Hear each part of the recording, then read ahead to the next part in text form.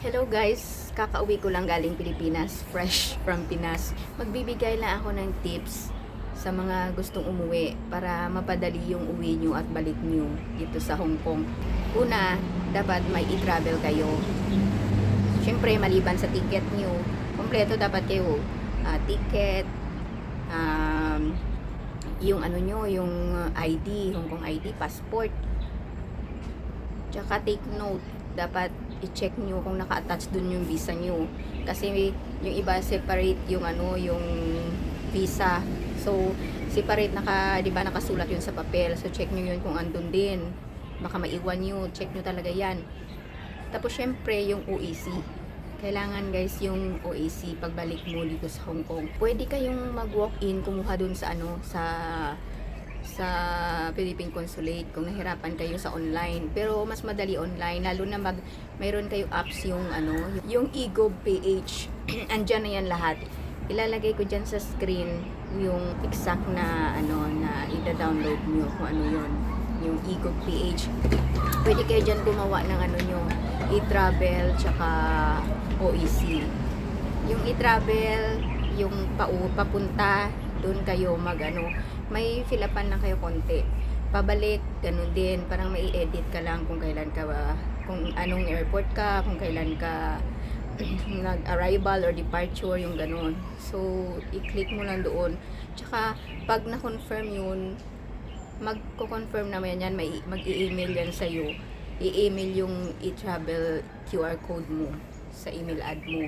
Tsaka lalabas yun mismo doon sa eGov.ph. So, yun. Tapos, swerte na kasi mas madali na. Pinadali na talaga ng eGov.ph kasi andun na lahat. So, kung mahirapan kayo sa OEC nyo, punta na lang kayo sa, Philippine Consulate. Pwede kayo doon mag-walk-in. Tsaka kumuha mismo ng OEC na paper. At tsaka yung OEC, pwede ipaprint nyo talaga yan. Kasi mas madali. Pakita nyo lang doon. Mabilis lang kaysa tingnan pa sa phone. So yung yung i-travel okay lang yun, nasa cellphone ko lang ngayon eh. Yung nung pauwi ako ng Pinas, hindi na chinex ang yung i-travel kasi nasa system na yan nila kung may i-travel ka o hindi. Pag nag-register ka, i-check talaga yun sa'yo pag hindi ka nag-register kasi wala ka sa system, wala ka sa record nila.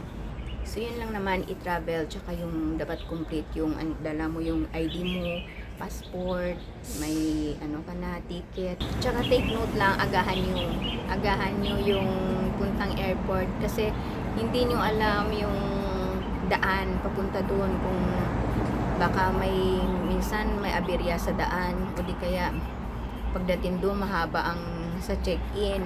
So mas mabuti medyo agahan konti, hindi yung hinahabol nyo na yung oras na boarding nyo na. So yun yung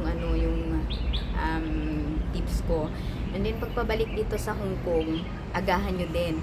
Kasi sa immigration o FW immigration pa lang, pumila ako doon ng 1 oras. Ang haba ng pila. Tansyahin nyo yung pila sa immigration, sa check-in. Yun lang naman yung may pila masyado. Tapos doon sa sa may yung scanning, yun doon, yung pag-scan ng mga gamit doon.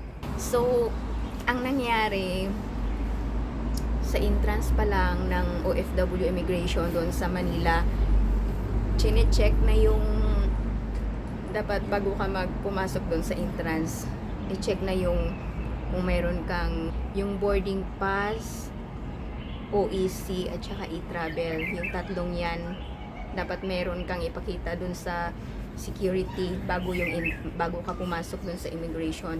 Siguro ginawa rin yan nila para mas mabilis kasi para hindi na ma-stress yung immigration officer kung kulang-kulang ka. So sa entrance pa lang check na nila kung kumpleto ka. Kung kulang ka dun, maabala ka kasi kailangan mo pang gumawa or kailangan mo pang i-provide. So yung iba doon pinagpapawisan, yung iba doon hindi alam kung anong gagawin, yung iba doon yung alam mo yung malilate na sa flight, yung ganun. So, kailangan before kayo pumuntang airport, kumpleto nyo na yung tatlong yan.